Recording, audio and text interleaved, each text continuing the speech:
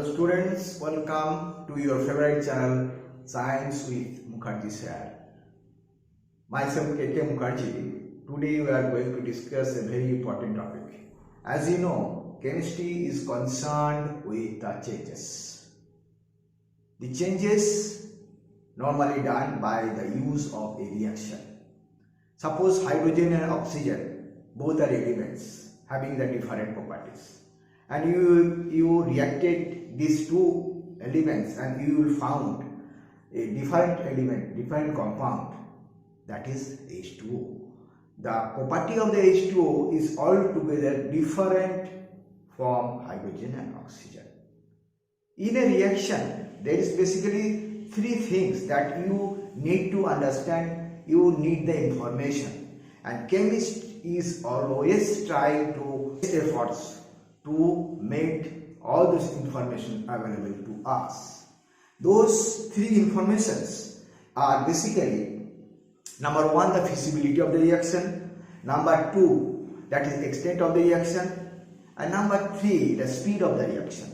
Number one, that is the feasibility of the reaction, that you have already been studied in your class 11 thermodynamics, and there you know that when the del G, that is gives free energy change, is negative, then the reaction is feasible.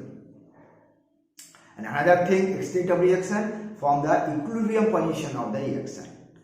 But these two things you have already learned in your 11th class. Now this topic basically, that is the speed of the reaction, that is related to your rate of the reaction. The branch of the chemistry that deals with this rate of the reaction, that is the speed of the reaction, is basically called the chemical kinetics. This basically comes from a Greek word. In chemistry you will find that there is any word is coming, that is origination is Greek or Latin. Similarly here also kinetics comes from a Greek word, that is kinesis. Greek word is kinesis, right?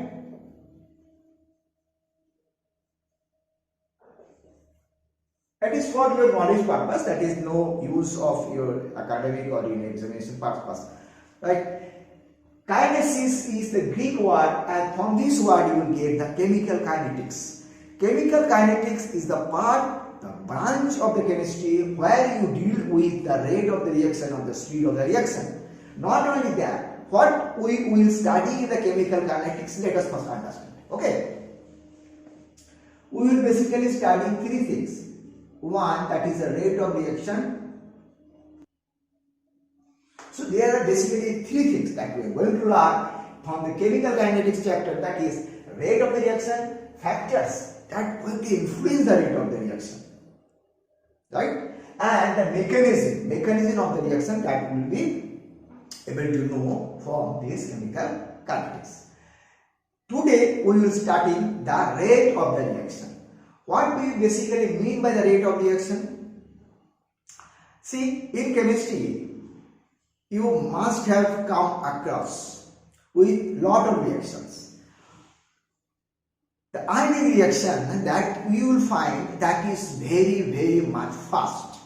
Suppose you reacted with the aqueous AgNO3 and with NaCl. What will you get? You will get the AgCl PPT with a fraction of a second. So that reaction is very fast. So that type of reaction, speed of the reaction, you do not able to calculate, because it is a very fast reaction. With the moment you get the product, right? Second type of reaction, suppose the rusting of the iron.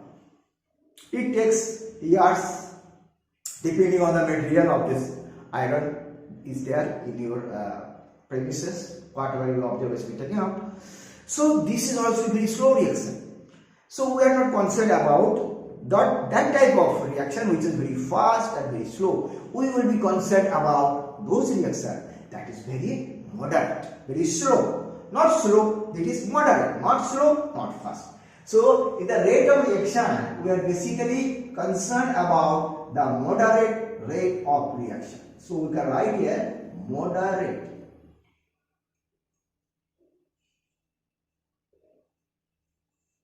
So moderate rate of reaction we will going to study in the rate of reaction. And the rate of reaction, what we do, we will make it a abbreviation. Rate of reaction we will say ROR. We will be every time when we will be in course of numericals or in course of discussion, we will say that ROR, rate of reaction. Okay.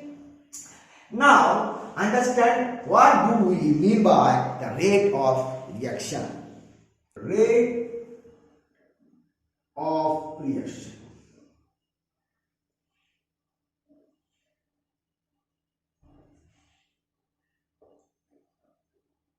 We will be always abbreviating it as ROR, right? Rate of reaction is basically the change in the concentration in unit time. So we can write the definition of the rate of reaction is change of concentration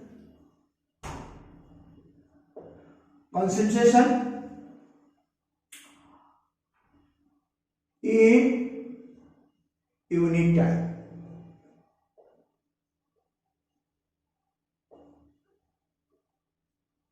Now we are going to take a hypothetical reaction. This is a hypothetical reaction R to P. R is a reactant and P is the product, and here you can observe that 1 mole of R is going to produce the 1 mole of P product. So we can write here, and in that sense you can easily understand, you can easily appreciate one thing, that when there is a reaction in the process, the concentration of the reactant goes on decreasing and the concentration of product goes on increasing. So we can write this rate of reaction like this way. It is basically ROR, and we can say it is ROD, rate of disappearance of product reactant. Rate of disappearance of reactant.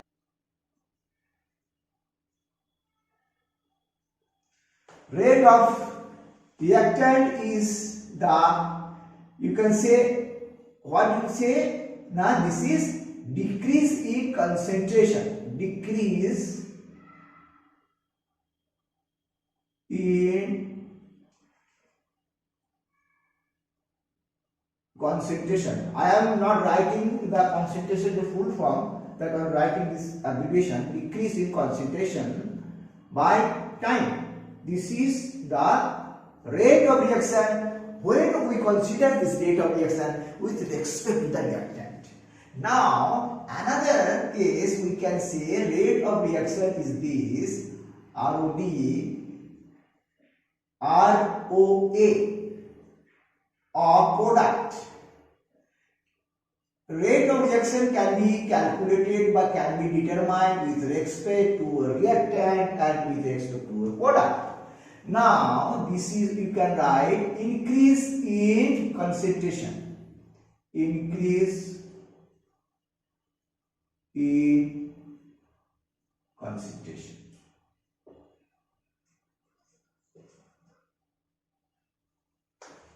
Okay, but this is, we can say, whenever we go by this rate of reaction in terms of the rate of disappearance of this reactant, we always put the minus value here. So we will write this is del R by del T.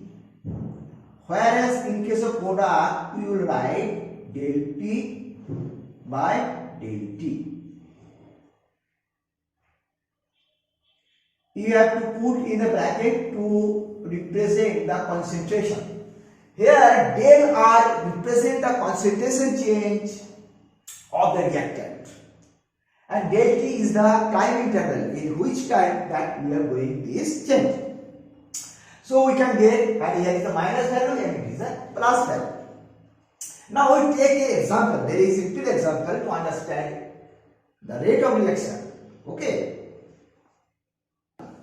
You can understand from this graph. Here we got the concentration of the reactant.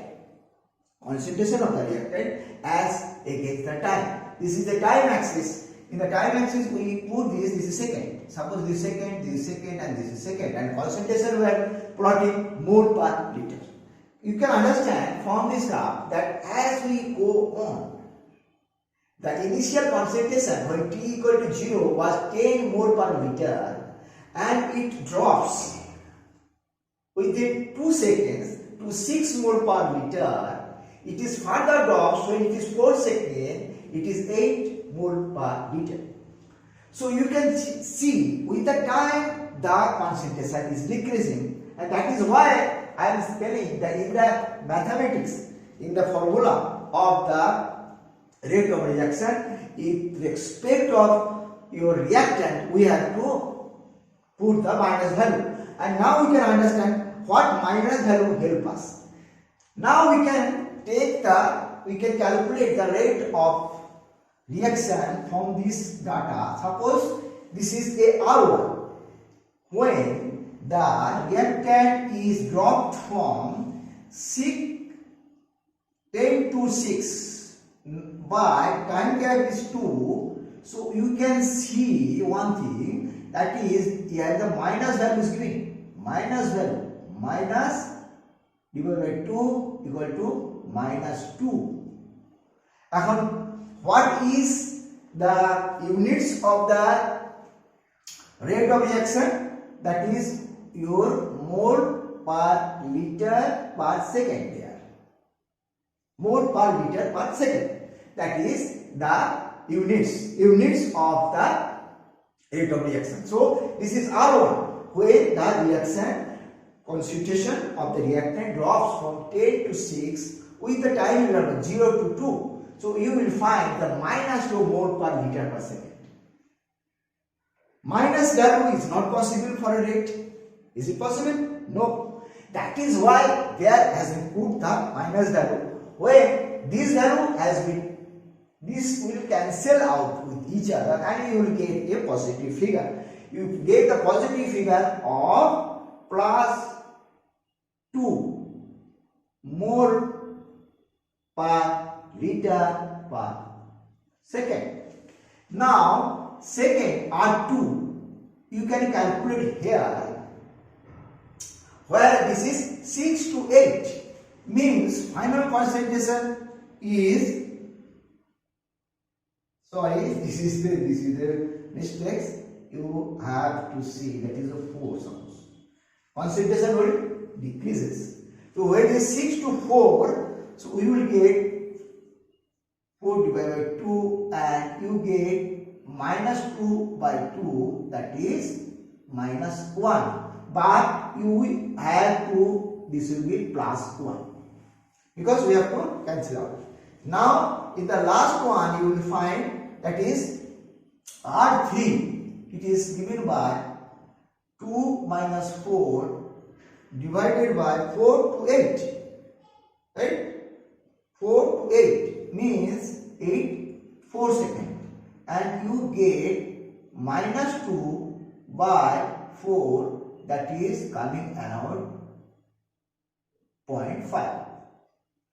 So you can see that as we go on, the rate of reaction is changing. Right? Rate of reaction is changing. So this type of reaction, rate of reaction, we will call this is the average rate of reaction. This reaction, rate of reaction ROR, we will call the average rate of reaction. Average rate of reaction. We will call it the average rate of reaction. Suppose, I think you understood it completely. This is very simple. What is rate of reaction? This is basically change in concentration in unit time. How do we calculate? By taking the concentration of the final concentration minus initial concentration. Right? Now we have taken the 3 concentration, 3 periods. 3 period we have taken. One is 0 to 2, 4 to 2 to 4, 4 to 8. And we find this R1. Right? Now we find one thing, that rate of reaction is being changing. And now suppose you have been told what is the rate of the reaction of this reaction. What is the rate? What we will tell? We will tell this R1, or we will tell this, or we will tell this. At that time you have to tell that yes, rate of the reaction is plus 2 mole per liter per second during this time period. Rate of, somebody will say no, it is a plus 1. Somebody will say 0.5. So what is the correct picture? For that, we have to go for the rate of reaction, that is the instantaneous rate of reaction. What? Instantaneous rate of reaction. And how do we calculate the instantaneous rate of reaction? And what is that? It is basically instantaneous rate of reaction is at a particular time. We want to know the rate at 2 seconds. We want to rate at 4 seconds. We want to rate at 8 seconds. That is the instantaneous rate of the reaction. And for this, what we have to do, and this is called RINT, instantaneous rate, and this is called RAV, average rate. This is called average rate, and this is called instantaneous rate. Instantaneous rate. Now, how do we calculate this instantaneous rate? How do we calculate? Let us see. We can calculate this.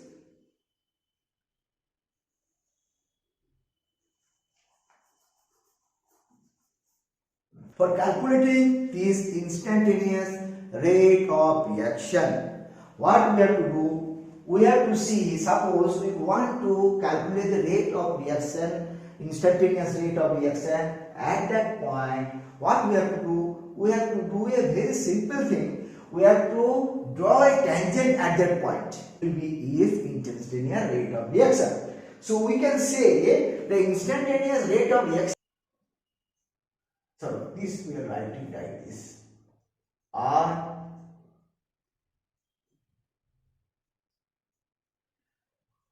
instantaneous rate is basically slope of the tangent.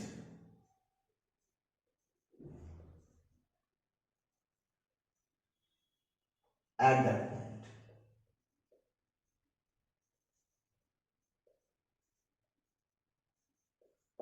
Slope at the tangent at the point. So at that point, what is the slope here? Slope is this. If we know the slope at this point, we will get the instantaneous rate of reaction. Suppose the slope here is 135 degrees, suppose. Then R instantaneous, how much it is?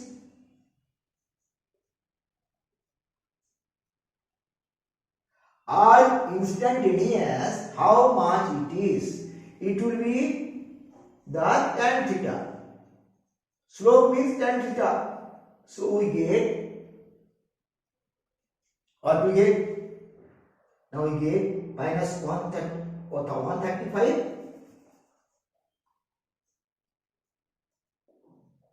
It means minus plus 1 by root 2.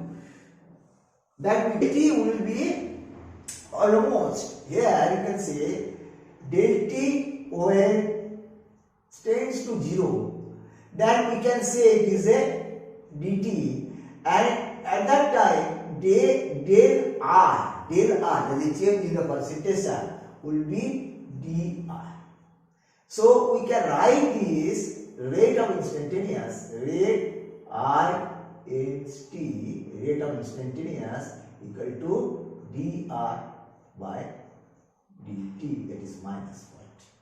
Okay, so this is the notation for the instantaneous reaction, and this is the notation for your average reaction.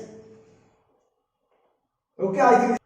Okay, so those two rate of reaction we able to know, that is instantaneous rate of reaction and average rate of reaction. I think that is all for this video. In the next video, what we will do, we will have some reactions and we will represent the rate of reaction for those reactions, and we will do some numericals also. Thank you very much. See you in the next video with the details of the other things. Okay. Thank you very much.